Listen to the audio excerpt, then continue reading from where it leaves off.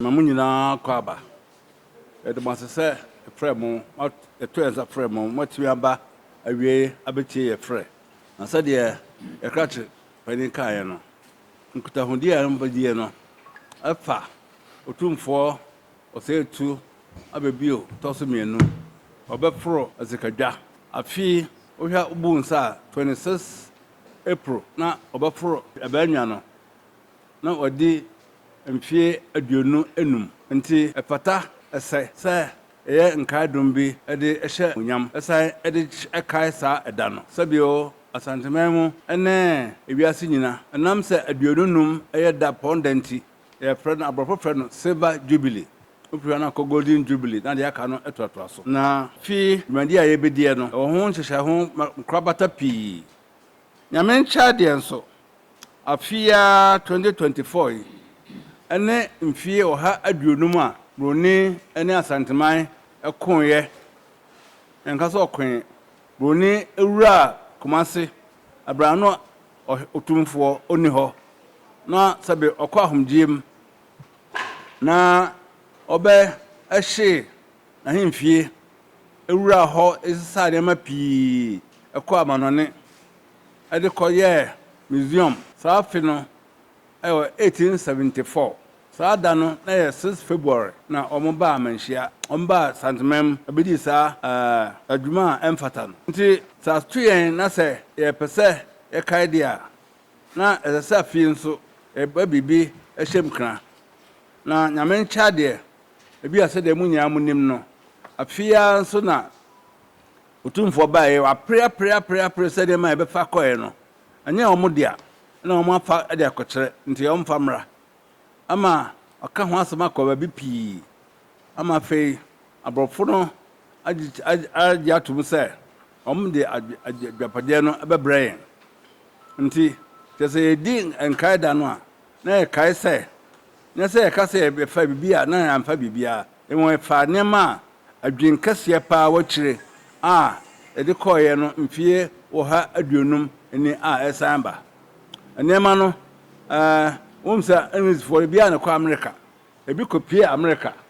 de kopie America no de abeduru ha nti eba eba betudwa saada no and de wo Britain de afi na omoboa na ya shipo ede aba nti sa dwandie no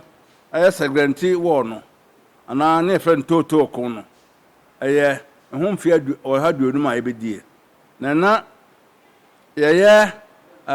pese bibi kakra ede kai ade ba ko nso esan wo ho afi eye mokai a Hiahene na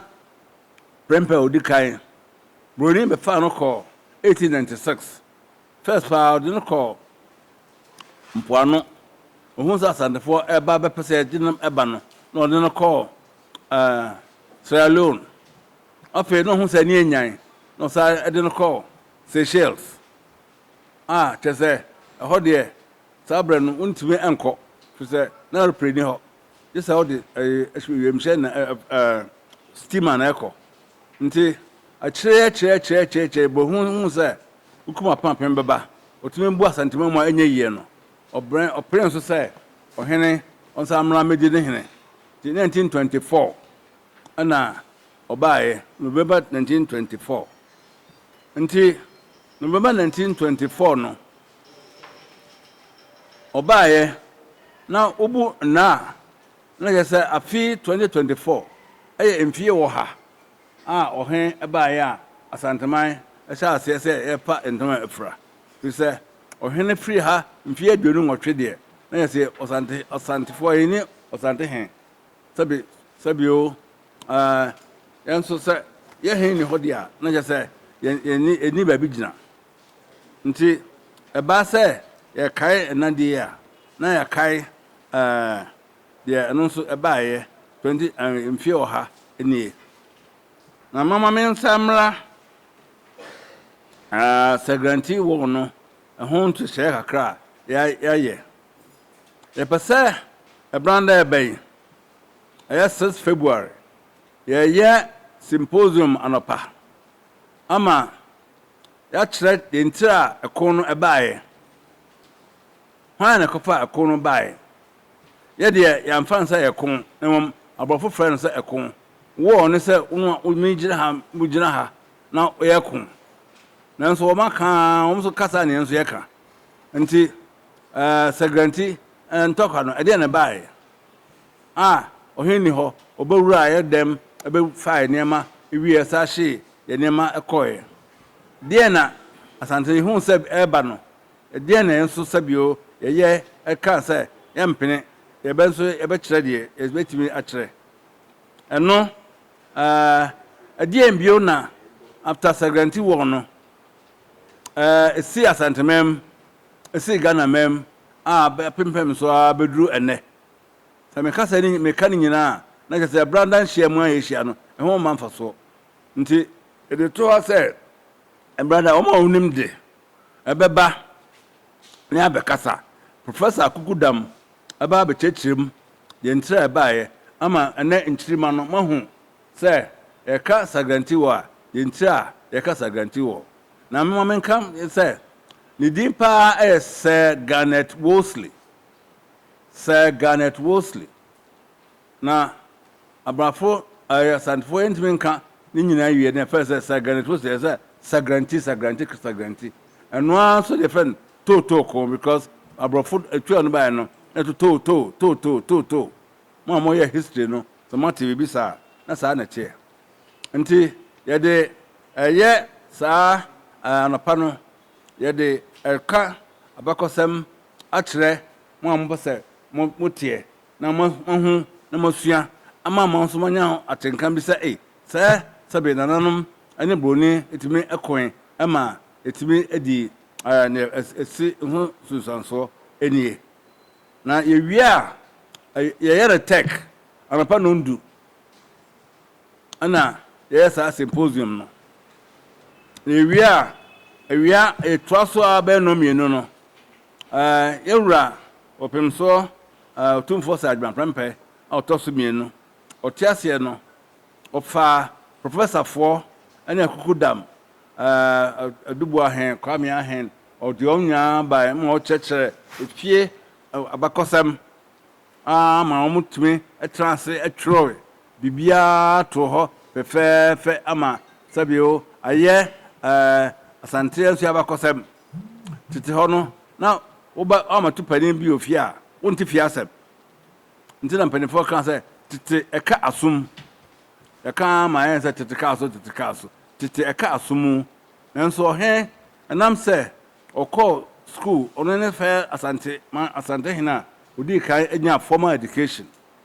ono de no hu sɛ de aka kyɛ no amia ntro angukata so a aso no ebekra ente nkola nso ebeba de nya daje na etrafa akwati nti amia ye nkata no ye nkatafa be wo ahanan emu dupa professor of history no was school of Oriental and African Studies Professor Tom McCaskey ono edite ye wa kyerɛ bibia ne fapem anya sɛ ono ana odi na tumu aka na mum ye okare nya no a historical factor oka bi ho bibia enye yie eno nso book de beto ne din branda awia e wo tech awia symposium na nti we branda 6 February adwumadi a ye die no na nam sagranti wo no de siba nti na yawada eye 8 February ye bebodwa kuntunkuni dwabo e wo Manhyia aha e de akai sɛ ye di yawo sɛ broni ye ni ho na be wi niema na mfie wo ha aduonum aba na kai 1974 mfie aduonum atwam no Otumfuo pokoro atiase no o ma ye kai saa dai tata na di hene mfie miensa ma ye ka saa dai ama enya frapakai ama hene frapakai kwa sɛ fukutrefo nyina afro apakai ehwe ma ye adwumadie no ma eye fefefe ekoso kama nti yawada ebeyi ebebo saa adwa no na sɛ dem di ka kai no emu adwapade a ekodi America no abeduru krom ha nti America fo no ewo ha yawada dwabonase omle beba ade abɛkyerɛ ɔhene na sabe akyerɛ no ɛbɛto dwa mo bia bɛhu bi na mo ba na bɛhu sɛ de site a na hu sɛ mfie ɔha aduonum atwam kɔ no nananom ne wɔ adwen ne wɔ adwumfoɔ papa a yɛwɔ abrɔfo sɛ craftsmanship papa a ɛtumi yɛ saa deɛ ya na hu sɛ tete wɔ bi kyerɛ paa nti yɛde saa deɛ no ɛbɛto dwa yɛde bɛta ama ma Otumfuo nsa kana deɛ 150 years ago no a yɛbɛfaeɛ no yɛwɔ ada ɛbɛyi nti mɔdaroma ɛduru hɔ a nipa a ɛbɛba ɛbɛ sɛ mobɔ ho dawuro ɛfa Otumfuo ana bɛsere no ankasa 25 years no ɛda no asi April na March mu hɔ kɔ no nipa bi ayɛ sɛ yɛbɛma Otumfuo abɔsobɔdeɛ ebi ne University of Cape Coast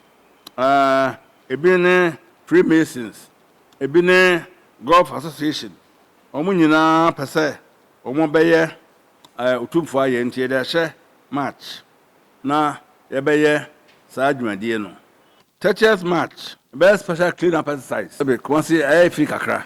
yɛbɛ sɛ Otumfuo bɛdi animu na waboa ama yɛhwɛ asiesie ha ate ha ɛhɔ ate fitaa ama yɛbɛyɛ dwumadie no ɛde aboa yɛhɛn ama sɛbe ɛde ate n'anim na yɛwie a yɛbɛ sɛ yɛyɛ photo exhibition photo exhibition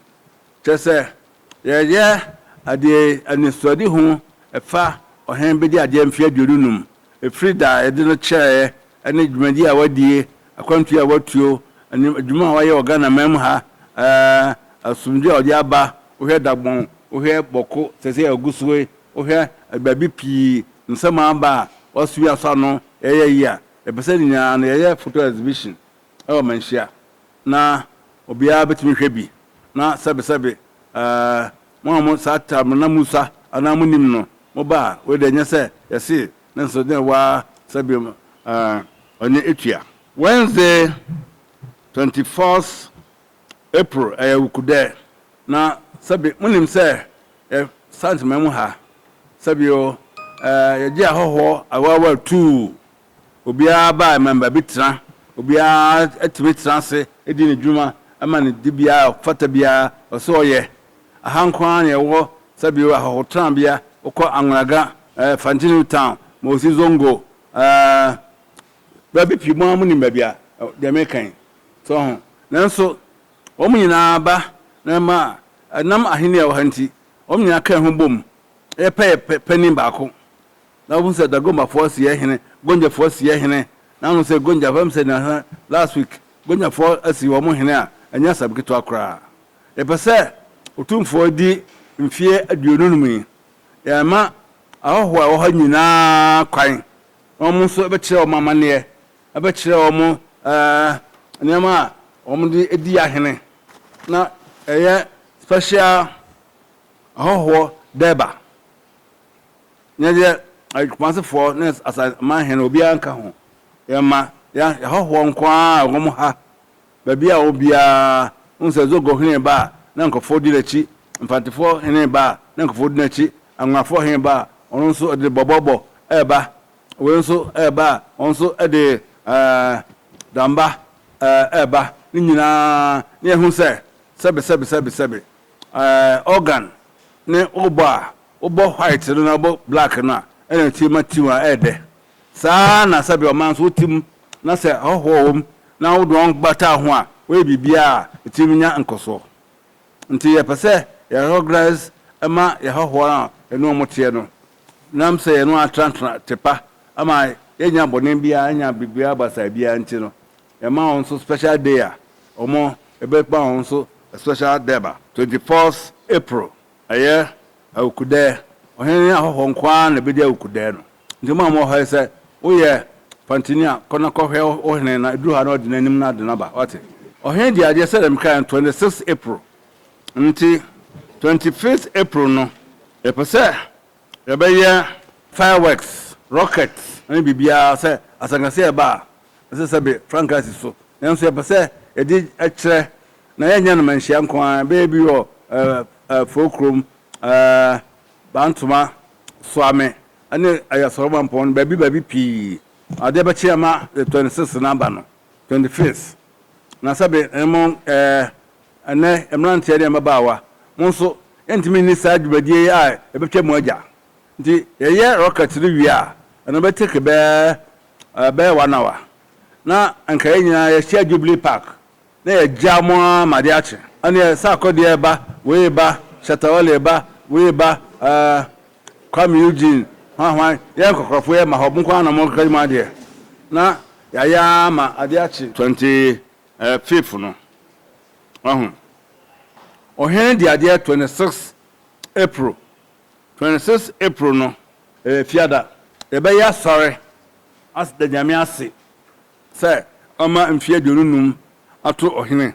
ama efra fita ade aba ama non denominational service awo manhyia ha asorofo awo ha ne nkamofo ne obia be sra nyamenhyia ade ama ohene ya sra nkwan ne akwahosan ama no say mfia ade aka no obetime ahwe na onya hoden ene akwahosan de ahwe asanteman ma asanteman ene gana man nso anya nkoso se de oti eboaye no eda no ankasa ana odi hene ebia ebe home kakra na on the 6th of May Otumfuo awoda na adwumadie ne pompon so pa ejina homa 12th of May akwaside Mata akwaside no ebedi no kase pa wo Baba Stadium hona ebedi akwaside 25th anniversary ade deba no hona ebedi no nti Baba Stadium hoye ma no bia hu se obia ka hu asa bre no so da hwe a na Britain nema awon ebodero se ede eba no na beduru ha nti sa bre no ebehwe na ya to ne di ede atudwa ama abeka America de no ho ama yehu se ewie adwuma mana prepare the first obaaye no 24th November 1924 afie nso Sunday 24th November no kwasiada nti ano nso ebedi ho dwuma ede akai se de ohemba ya obeka yensa ene efra fita ya de yasa ene wachi kakra nti eduru ha yasa frem na ho ntehye bia no eja tomanim na de a mepese misisu dua bio ni se Mandaroma ade a ye o Asanteman Asanteman se de mekan no ahowo wom Asantefo wom nipa bi pi wom ofa manyaku a we party bia nipa o Asanteman mu ha de ye mpene se dwumadi a ye die no ebe dan party sam ye mpese obia ede party atare ebe ba dwumadi na se enim se ha ye afi election year edikro na mo se mo de monye campaign monye bibia na emu mba bia ye di ede basre die esramara mama hoje kron me nya hoje e party sam sa party pani na eba nka chense esrenara monko sha party atare ye mpese dwundi ye die sinto bia beba mu to bia moa na enye na bibia enkoye kama na mpanefo kan sesebe oso ko aya saraga uno ponko na eko ponko nansin kakra betwi akoro ye betwi aye na ye yi a mo bae mo na mo timi abobo daru aman sabe ya no so a nya bibia na betwi akama akodu ba bia mo na mo betwi aboa aka ahu se ene branda se de mdika kai no ye bibi tech symposium mo famfra mo news mo famfra mo news item mo famfra mo dawubo mo famfra mo ayi mo discussions committee no na nan ma ho adoso ewi a be yon akere mo omo betime aba mo studio abebusabusa nsem sanya sai omo timi aba kra no a betime age telephone numbers na bibia ho a mabusa ho na phone in na o chechem pese obetwa no amaache bibia enkan no akase aka na bibia no de ye ka no enye de ya hehye a efifie ha ya crash pani Mr. Confuse one House of Chiefs registrar bibi o hoda se monte ase a mmana so te a obetime ade atoanim na enso de hobia no aba maso ate nti ommo na bibi anye kroje na enso ebeboa mo ana monya bibi ama akache manfo why na bibia ayeye na dinya ahye Otumfuo animonyam ede mo se pi se mo bae minum se nka mo busa kosa nka mo busa nanso me hwe mo no a sa kosa na obia ni ba pi ano ti me ami busa mo ma sa ansa nti nana ye bo ba ye ye be bra ayi ana mu aye ne se yan ka se ye bra ayi de enne o china na da ba bio afi obia ye bia tamre poso ye bia otumi ye celebrations aye ahote ni die nti ye mpese ebe ha obi nhihye ya waye se be infunda fridge ne mafre bochaba eba si anya kwa anya ye no Otumfuo empe ahokyere se beba obia so ahoto na poso de ba santeman mfie aduonu mu nti eno ana so ogina mu nti se ma so nti se afi celebrations ayekono obia aka se yesi ya bra aye se enya ye enya ye kira ka chen se planning committee anya to be for Otumfuo se enya ne sa na tie obia ye bia oposo ye bia efri ne ekopem bronya busuminum December obia ye bia otumi ye ama obia mfa bibia ensi ne kwai